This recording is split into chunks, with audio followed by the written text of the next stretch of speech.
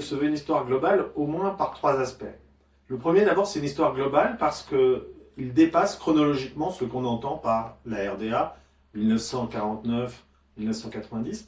Il essaye de l'inscrire dans le projet qu'elle a été, le projet socialiste, les projets utopiques de construire une autre Allemagne, aussi bien au XIXe siècle qu'après 1945.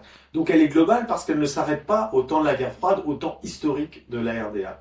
Elle essaye aussi d'être globale, cette histoire, parce qu'elle comprend la RDA dans un monde beaucoup plus large.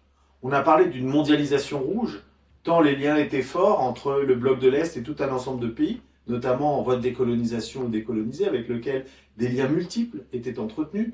Donc une Allemagne de l'Est, qui est à la fois évidemment en concurrence et en rivalité avec l'Allemagne de l'Ouest, qui est insérée dans le bloc de l'Est, sous la tutelle de l'Union soviétique, mais qui a aussi des liens avec tout un ensemble de pays qu'on n'imagine pas. Mais il y a des liens avec Cuba, avec le Vietnam, avec le Yémen du Sud, avec la Mozambique. Donc il y a vraiment cette idée que pour bien comprendre tous les enjeux de ce que fut ce pays et de ce que fut cette mondialisation rouge, il faut une perspective globale.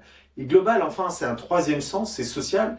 C'est-à-dire que cette histoire de la RDA ne se veut pas une histoire politique du pays, ni même une histoire institutionnelle, ce qui peut être fait, ce qui a déjà été fait, mais qui cherche aussi à comprendre, dans le fond, les différents points de vue, aussi bien les points de vue des ouvriers que des cadres du régime, aussi bien ceux des opposants que de ceux qui en sont partisans, et puis donc d'écrire aussi une forme d'histoire au ras du sol, au ras des pratiques, pas seulement centrée sur les dirigeants.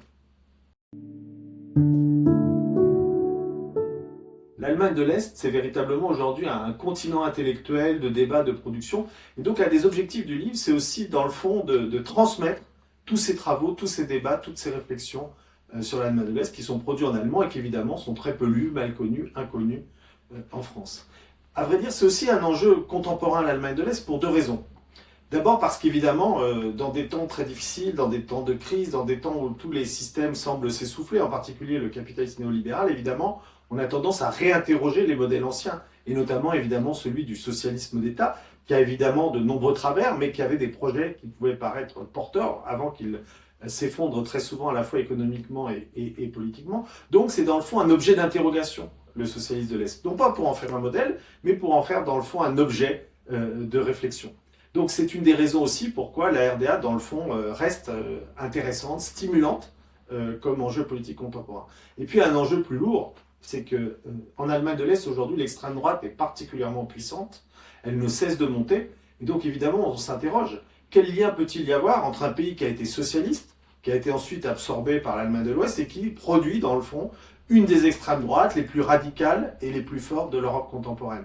Donc évidemment, là, on a un vrai enjeu politique qui interroge toute l'histoire des dernières décennies, dans le fond. Qu'est-ce qui s'est passé en Europe? Qu'est-ce qui s'est passé en Europe de l'Est pour qu'aujourd'hui l'extrême droite soit si forte, non seulement en Allemagne de l'Est, mais ailleurs aussi? Quelle est la part du néolibéralisme? Quelle est la part de l'héritage du socialisme d'État? On le voit dans le fond, l'Allemagne de l'Est est au cœur d'un des enjeux politiques les plus brûlants d'aujourd'hui.